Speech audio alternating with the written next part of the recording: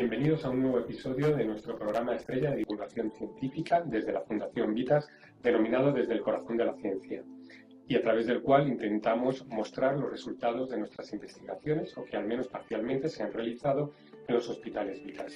Hoy vamos a hablar de una patología muy interesante, porque es la segunda más frecuente después de la migraña en el campo de la neurología, quizá a la altura del Parkinson, Alzheimer o esclerosis múltiple.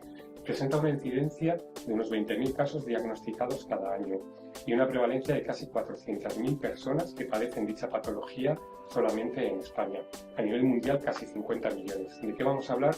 De epilepsias. Y para hablar de eso tenemos con nosotros quizá una de las mayores eminencias a nivel nacional. Y estoy hablando del doctor Pedro Serrano Castro. Bienvenido, Pedro. Muy buenas. Pedro Serrano es jefe del Servicio de Neurología del Hospital Vitas Málaga, es profesor de la Universidad de la Málaga y es además coordinador de la Red Andaluza de Investigación en Neurología. Pero no solo eso, tiene una larguísima trayectoria de investigación, no solamente en investigación translacional, sino también en ensayos clínicos en el campo de la epilepsia, con muchos ensayos clínicos en su haber. Y bueno, ¿qué nos puedes contar un poquito de qué es exactamente la epilepsia? Bueno, en primer lugar, muchas gracias por la invitación. Para mí es un placer y un privilegio estar compartiendo estos minutos aquí en un programa tan interesante, ¿no? Y que aborda temas tan de actualidad. ¿Qué es la epilepsia? Bueno, pues la epilepsia lo primero que tenemos que decir es que no es una enfermedad, sino es un conjunto de enfermedades. O mejor dicho, las crisis epilépticas son la manifestación de muchas enfermedades que asientan en el cerebro, es una patología, por tanto, cerebral, y es una manera de manifestarse esa patología. Como ha quedado reflejado en la introducción, es una patología tremendamente prevalente, tremendamente relevante desde el punto de vista del impacto en la calidad de vida y también del impacto sanitario, que nos obliga a que los recursos asistenciales pues estén acorde a su nivel de incidencia y de afectación de la calidad de vida, ¿no? Y además, si hablamos del origen, pues bueno, un tercio de las epilepsias se deben a problemas estructurales, como pueden ser malformaciones, tumores. Hay también aproximadamente un tercio que se deben a alteraciones genéticas y que muchas forman parte de síndromes y demás, muchas de ellas diagnosticadas en edad infantil, ¿verdad? Pero hay un tercio de ellas que no tenemos ni idea o no teníamos por lo menos ni idea de cuál es el origen de estas epilepsias. ¿La investigación ha podido avanzar un poquito más y sabemos ya un poquito a qué se deben estas epilepsias? Sí, exactamente. Esto nos plantea, hace unos años, tradicionalmente, cuando se investigaba un paciente que sufría crisis epiléptica, pues básicamente se podrían encuadrar en dos grandes grupos, ¿no? Aquellas que tenían una causa estructural, cualquier lesión cerebral puede ser realmente origen de crisis epiléptica y desarrollar un síndrome epiléptico, un tumor, un ictus, una malformación vascular. Quizás las causas más frecuentes son las malformaciones del desarrollo cortical, las displasias corticales, etcétera. Son epilepsias de causas estructurales. Y luego había un subgrupo de pacientes que poco a poco se ha ido conociendo mejor, que son las epilepsias de base genética. El paciente nace con una predisposición a padecer crisis epiléptica. Sin embargo, efectivamente, después de un estudio concienzudo, una buena parte de estos pacientes seguíamos sin poder ascribir a uno u otro grupo, ¿no?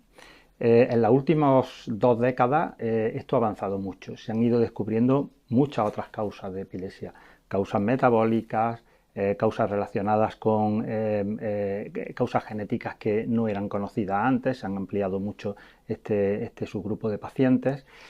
En la reciente clasificación, en la última clasificación de la Liga Internacional contra la Epilepsia, ya se reconocen 7 etiologías diferentes de epilepsia. Y una de las más importantes, desde mi punto de vista, por la eclosión que ha tenido en los últimos tiempos, son aquellas epilepsias cuya base realmente, desde el punto de vista etiológico, es la inmunidad. Ese sistema complejísimo que existe en nuestro organismo, que está destinado a defendernos de situaciones externas, pero que en algunas ocasiones, sin embargo, cuando enferma, se convierte en nuestra propia agresión, ¿no?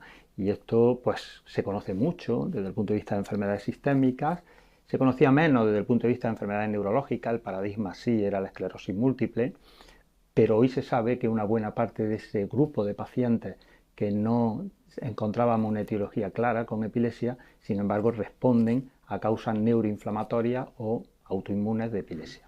Es curioso porque siempre pensábamos que el cerebro, ¿verdad?, era una zona muy protegida, rodeada de esa barrera hematoencefálica, que evitaba casi que que entraran en células incluidas del sistema inmune y que básicamente encontrábamos microglia, astrocitos haciendo algunas funciones también inmunológicas en algunos casos, pero poco más. ¿Cómo puede ser que exista esta inflamación en el cerebro y que eventualmente pueda dar lugar a las epilepsias?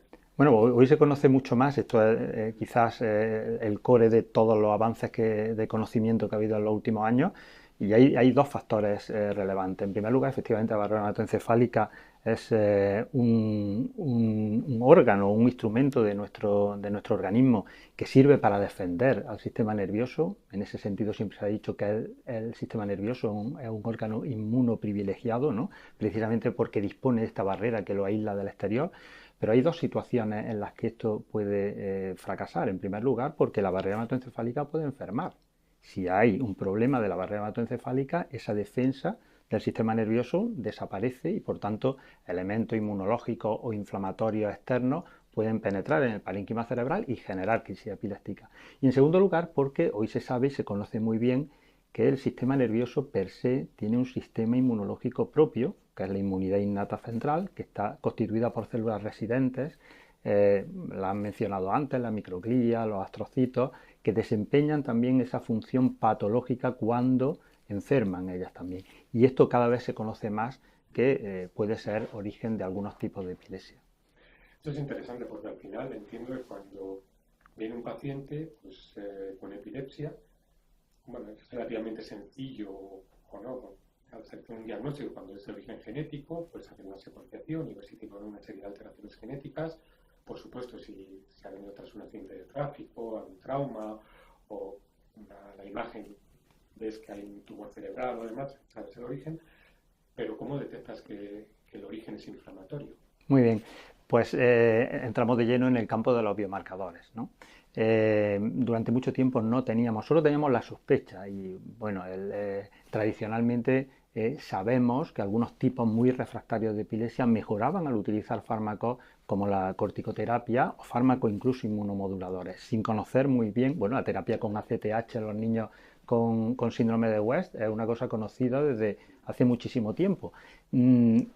Eso traduce... La intuición, ¿verdad? Claro, que podía estar implicado el sistema inmune, pero no existía una demostración clara. Afortunadamente esto está cambiando y hubo un momento clave en la historia, de una historia apasionante del descubrimiento de todas las causas inmunológicas, digamos, de la epilepsia, que además estuvo protagonizado por grupos de investigación españoles, con el profesor Dalmau y posteriormente con Francesc Graus, que fueron los primeros que demostraron la existencia de autoanticuerpos que específicamente se dirigían frente a determinadas dianas que estaban situadas en las neuronas y que por tanto podían constituir una situación que llevara en último extremo a la epileptogénesis, ¿no? A partir de ahí se describieron una serie de síndromes relacionados fundamentalmente con encefalitis límbicas, pero hoy se sabe también con epilepsias crónicas relacionadas con la inmunidad y que estaban caracterizados por la presencia de autoanticuerpos.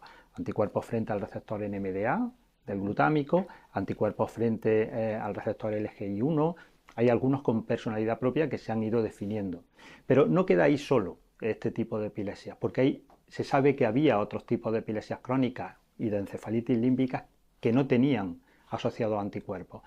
Y probablemente estas están más relacionadas con ese otro tipo de inmunidad del que hablábamos, la inmunidad innata central, que está carente a día de hoy de biomarcadores. Poco a poco vamos sabiendo algunos más, pero sí que probablemente en el futuro podamos definir un perfil de determinadas moléculas que pueden definir, digamos, la impronta desde el punto de vista neuroinflamatorio de este tipo de epilepsia y permitirnos hacer un diagnóstico más preciso, ¿no? ¿Y esos biomarcadores dónde los buscáis? Al final tenemos que secuenciar al paciente, en sangre periférica, ¿dónde buscamos estos biomarcadores? Básicamente se pueden buscar tanto en sangre periférica, pero también en líquido cefalorraquídeo. No se ha demostrado que sea más eficaz la determinación en líquido cefalorraquídeo, aunque los estudios de investigación habitualmente se hacen en paralelo, pero hoy día con los métodos de detección de oligoelementos tan sofisticados, por ejemplo el SIMOA o algunas otras técnicas que permiten detectar oligoelementos en una cantidad muy baja en el plasma, esto nos permite, por ejemplo, secuenciar aquellas citoquinas o quimioquinas proinflamatorias o antiinflamatorias, porque en realidad lo que parece es que en este tipo de epilepsias que no están relacionadas con un anticuerpo, lo que nos determina la epileptogénesis es la correlación entre las proinflamatorias y las antiinflamatorias. Y en muchas ocasiones uno de los trabajos recientes que hemos publicado precisamente va dirigido a la definición de un biomarcador que hemos denominado complejo, que es un cociente entre citoquinas proinflamatorias y antiinflamatorias que pudiera anticipar mucho, sobre todo el grado de refractariedad de las epilepsias, que es lo que más nos interesa. Eso es interesante, primero porque no es una molécula en cuestión que vayas a buscar, sino que al final tienes que hacer un perfil inmunológico del paciente y a partir de ahí pues, determinar si realmente tiene un origen inflamatorio o no. Y acabas de introducir un tema que también es muy interesante, al menos para mí. Aproximadamente el 60-70% de las epilepsias son tratables con fármacos, pero tienes como 30-40% que son refractarias, que no responden a ese tratamiento y que la forma de averiguar al final si el paciente responde o no es un poquito empírico. ¿Hay alguna forma también utilizando biomarcadores de ver qué paciente puede ser refractario o a cuál no se puede beneficiar de estos tratamientos para no someter al paciente a todo este... Claro, es una pregunta muy pertinente y muy interesante. Uno de los principales escollos con los que nos encontramos cuando afrontamos un paciente con epilepsia que empieza a no ir bien con los primeros tratamientos que ponemos es realmente acelerar el diagnóstico de epilepsia refractaria, porque ahí podemos buscar tratamientos no farmacológicos, cirugía de la epilepsia, neuromodulación, tanto estimulación del nervio vago o estimulación cerebral profunda, o en línea con lo que acabamos de decir, inmunomodulación en un subgrupo de estos pacientes. Sin embargo, en muchas ocasiones, y lo que es la tradición o la historia de estos pacientes, es que a lo mejor pasan 15-20 años hasta que se da ese paso de decidir que este paciente ya definitivamente tiró la toalla y es fármaco resistente. Sería muy importante, con un análisis de sangre o con una determinación de biomarcadores concreta, poder anticipar ese diagnóstico de refractariedad años en el tiempo y evitar años, por tanto, de sufrimiento y de impacto en la calidad de vida, ¿no? ¿Y esto se puede hacer? A nivel de investigación creo que ya se puede, ¿verdad? Bueno, esa ha sido quizás nuestras últimas investigaciones van relacionadas con eso. Tratar de definir con un solo biomarcador parece que no, pero sí con un conjunto de biomarcadores que lo que nos reflejen al final, ese cociente o ese índice, esa tasa que determinemos, el balance de neuroinflamación que hay en el cerebro de la persona. Parece demostrado con alto nivel de significación estadística que determinadas situaciones de balance a favor de la inflamación, de la neuroinflamación cerebral, se correlacionan inmediatamente con alto grado de refractariedad. En esos pacientes quizás no debamos esperar tanto tiempo y anticipar soluciones de otro tipo que no sean los fármacos anticrisis tradicionales, ¿no? Que sabemos que no van a funcionar. Con lo cual, le quitamos este tiempo de probar cosas que anticipamos que van a funcionar. La verdad es que esto es muy interesante y todo está bastante hilado. Es decir, tenemos un nuevo grupo de epilepsias cuyo origen puede ser inflamatorio. Además, somos capaces de detectarlo con un perfil inmunológico que hacemos al paciente de, mira, el origen de tu epilepsia es esta. Sabemos, por otro lado, y tenemos biomarcadores, aunque no sé si todavía ha llegado a la clínica, sí que se está en investigación, si esta epilepsia puede ser refractaria a los fármacos que normalmente se utilizan, pero existen tratamientos para estas epilepsias que son de origen inflamatorio. Una vez que hemos dicho que este paciente tiene una epilepsia de origen inflamatorio, podemos darle un tratamiento específico para esa epilepsia sin tener que esperar o darle este tipo de otros fármacos que no son dirigidos al sistema inmune. Claro, precisamente lo que conseguimos con este tipo de investigación es conocer muy bien cuál es la fisiopatología de los síndromes que conducen a la epilepsia, ¿no? Y puedo poner algún ejemplo relevante en este aspecto. Por ejemplo, existe un tipo de epilepsia inmunomediada que está relacionada con unos anticuerpos, los anticuerpos anti-GAD65, que van dirigidos frente a una enzima que se encarga de metabolizar el ácido glutámico, ¿no? Y que es el principal aminoácido excitatorio y que por tanto puede producir crisis epiléptica.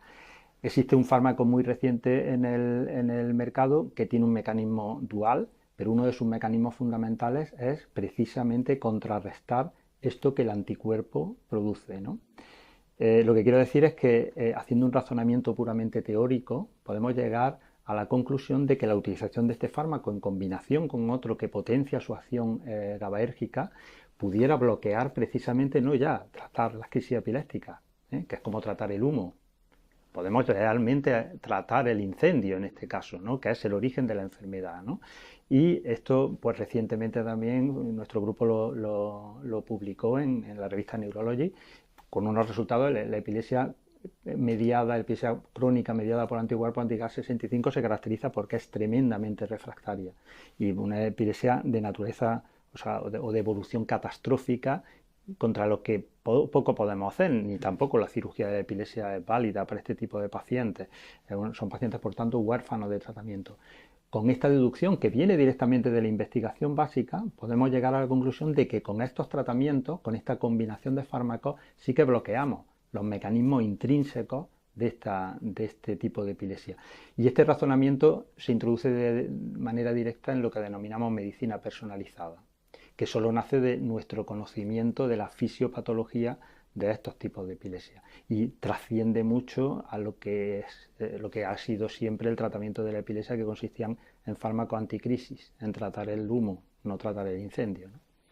Esto es interesante porque quizá es de las primeras veces que es verdad que se han utilizado fármacos frente al sistema inmune de una forma más o menos intuitiva o desconocida en el sentido que no sabemos el origen, pero quizás esta es de las primeras veces que se empieza a utilizar unos fármacos frente al sistema inmune, moduladores del sistema inmune, de una forma conocida, directa y plenamente consciente de que vamos a atacar este origen. Esto es lo fascinante de esta nueva era de la medicación dirigida al sistema nervioso central. Tengo que reconocer que el origen de este concepto de medicina personalizada no es neurológico, es más oncológico, ¿no? Donde se empezaron a conocer los mecanismos, pero la historia es la misma, es decir, conocemos muy bien qué es lo que sucede a nivel celular y a partir de ahí empezamos a deducir y a sacar conclusiones de cuál debe de ser el tratamiento ya personalizado para lo que sucede en una persona en concreto, ¿no? De ahí el nombre de medicina personalizada. Pues esto se empieza a reproducir a nivel de la neurología, no solo en epilepsia, sino en muchos otros campos, y yo anticipo que esto va a ser una época fascinante en el tratamiento de enfermedades neurológicas, ¿no? Sí, es verdad, tienes razón que esto empieza, bueno, prácticamente como casi todo, desde el principio de los ensayos clínicos empieza todo con la oncología, que es quizá ese eje en el que se han ido desarrollando desde las primeras etapas con las quimioterapias, con los gases mostaza y demás, moléculas pequeñas dirigidas contra el GPR y demás, y ya en el mundo de la modulación del sistema inmune, pero eso se va un poquito expandiendo a todos los campos y la neurología, también cardio, enfermedades autoinmunes, yo creo que se están beneficiando muchísimo de ese origen oncológico de estos conceptos para adquirir nuevos tratamientos. Yo creo que es tremendamente interesante porque ya tenemos en ensayo clínico unos resultados fantásticos, pero que además se están trasladando a la clínica. Entiendo que ya hay pacientes que el estándar of care es precisamente este tipo de tratamientos que se han basado en investigación relacional, luego en un desarrollo clínico importante y que ya están en la clínica realmente esos tratamientos. Hay pacientes ya hoy en día que le puedes hacer este perfil y tratarles fuera de un ensayo clínico con estos moduladores del sistema inmune de forma consciente y dirigida, ¿verdad? Sí, sí, sí. Bueno, el ejemplo que he puesto antes, un tipo de terapia dirigida, no es una terapia inmunomoduladora, pero sí una terapia dirigida en función del mecanismo de acción. Pero si nos vamos a terapias inmunomoduladoras, existen muchos ejemplos. Sin ir más lejos, hay otro tipo de epilepsia catastrófica, es la encefalitis de Rasmussen, que es el paradigma quizá de esas patologías relacionadas con la disfunción de la inmunidad innata central, ¿no? En concreto, estudios de ciencia básica en este tipo de pacientes revelan que ahí lo que está, parece que la molécula que tiene mayor protagonismo desde el punto de vista patogénico es el TNF-alfa, el factor de necrosis tumoral alfa. Bueno, pues con un razonamiento similar al que he expuesto antes, un grupo francés hace unos años publicó una serie de casos de pacientes con encefalitis Rasmussen tratados con un fármaco anti-TNF proveniente de otra área de la medicina, de la reumatología, el adalimumab. Lo utilizan estos pacientes con unos resultados sorprendentes y nosotros tenemos algún paciente que con este tratamiento, este tipo de patología que es tremendamente agresiva y realmente, sobre todo cuando sucede en personas mayores, porque en niños todavía podemos utilizar recursos quirúrgicos, ¿no?, para este tipo de pacientes, pero cuando ya se trata de un cerebro formado y tal, ese recurso no está porque consistiría en una hemisferectomía, que no es posible. Estos pacientes pueden responder y tenemos algunos casos que han respondido muy bien. Nuevamente un ejemplo del razonamiento que parte de la fisiopatología de la enfermedad y progresa hacia un planteamiento terapéutico, ¿no? Interesantísimo. ¿Y podrías darnos algún caso o explicaros uno o dos casos de pacientes, quizá en ensayo clínico, que realmente se han beneficiado de una forma grande y absoluta de este tipo de tratamientos? ¿Cómo era su perfil, su historia? Bueno, me viene a la cabeza precisamente una chica con una encefalitis de Rasmussen, que llegó 22 años, estudiante de medicina. La encefalitis de Rasmussen no solo produce crisis epilépticas, produce también, se trata de una enfermedad que afecta a todo un hemisferio cerebral. Es un tipo de encefalitis inflamatoria, pero muy unilateral, muy asimétrico de un hemisferio cerebral. Produce hemiparesia, produce alteración, produce un síndrome que se llama de epilepsia parcial continua. Siempre hay crisis permanentemente, lo cual invalida evidentemente los miembros de ese lado. Llegó en silla de ruedas, ¿no?, sin diagnóstico, porque era un caso muy, muy extraño. Establecimos el diagnóstico, se le hizo un perfil de neuroinflamatorio, comprobamos que efectivamente el TNF-alfa estaba muy elevado, ¿no?, y decidimos utilizar la estrategia que habíamos leído en el grupo francés, y durante 3 años esta chica volvió a caminar, volvió a retomar sus estudios y pudo hacer una vida prácticamente normal. A día de hoy es psicóloga, ¿no? Quiero decir que podemos realmente impactar en la calidad de vida de estos pacientes. Hay, como estos, muchos casos, y la verdad es que es una satisfacción empezar a poder ofrecer algún recurso terapéutico a este tipo de pacientes que no son los más frecuentes dentro de la epilepsia, pero desde luego sí que son los más dramáticos, ¿no? Pues muchísimas gracias, Pedro, por estar aquí con nosotros, por habernos enseñado tanto sobre la epilepsia y por demostrar cómo la investigación básica, transnacional y posteriormente los desarrollos clínicos acaban llegando a la clínica y todos nos acabamos beneficiando de este tipo de investigación. Y a todos vosotros, gracias por seguirnos una vez más. Ya sé que nos seguís muchísimo, que este programa realmente está causando impacto en el área de la divulgación científica. Espero que hayáis disfrutado tanto como yo aprendiendo sobre la epilepsia y os emplazo a seguir el siguiente episodio Desde el Corazón de la Ciencia de Fundación. Muchas gracias.